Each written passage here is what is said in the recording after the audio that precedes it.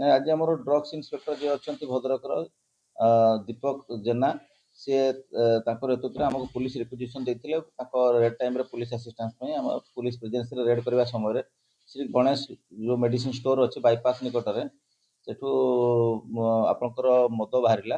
ମଦ ତା ଦେହରେ ଆମର ଓଲ୍ଡ ମଙ୍ଗର ବୋତଲ 9ଟି ବୋତଲ, ଯେଉଁଥିରେ କି 750 ml ଲେଖା ଥିଲା।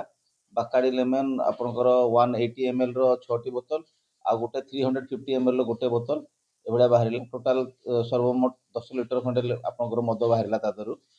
ଆଉ ବର୍ତ୍ତମାନ ସେ ତାଙ୍କ ରିପୋର୍ଟ ଦେଇଛନ୍ତି, ତାଙ୍କ ରିପୋର୍ଟ ଉପରେ କେସ୍ ହେବ ଏବଂ ତାକୁ ଆଇନ ଅନୁସାରେ ବିଧିବଦ୍ଧ କାର୍ଯ୍ୟାନୁଷ୍ଠାନ ଗ୍ରହଣ କରାହେବ। सर पुलिस प्राथमिक तदंत पाइलानी ये बेहन कारबार मेडिसिन स्टोर पे केते दिन करला ସେ ବିଷୟରେ ତ ଆମକୁ ଜଣା ନାହିଁ, କିନ୍ତୁ ଯାହା ମୁଁ ଲୋକାଲ ଇନକ୍ୱାରି ଜାଣିବା ପାଇଁ ପାଇଲି, ଯେହେତୁ ମେଡ଼ିସିନ ଦୋକାନ ଗୁଡ଼ିକ ବିଳମ୍ବ ରାତି ପର୍ଯ୍ୟନ୍ତ ଖୋଲିବା ପାଇଁ ଆଲାଉ ଥାଏ ଏବଂ ଅନ୍ୟ ଦୋକାନ ଗୁଡ଼ିକ ଆମେ ବନ୍ଦ କରିଦେଇଥାଉ, 10:30ରୁ 11ଟା ମଧ୍ୟରେ ବନ୍ଦ କରିଦେଇଥାଉ।